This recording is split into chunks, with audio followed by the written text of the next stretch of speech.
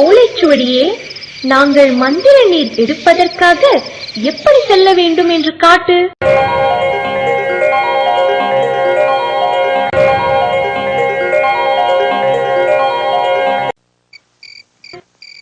டேய் தேஜா, சமுத்திரம்னா என்னடா? சமுத்திரம்னா கடல்டா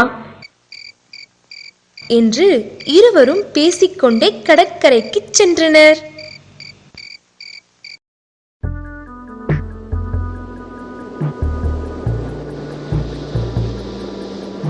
கடற்கரையில் இருந்த ஒரு படகில் ஏறி இருவரும் அமர்ந்தனர்.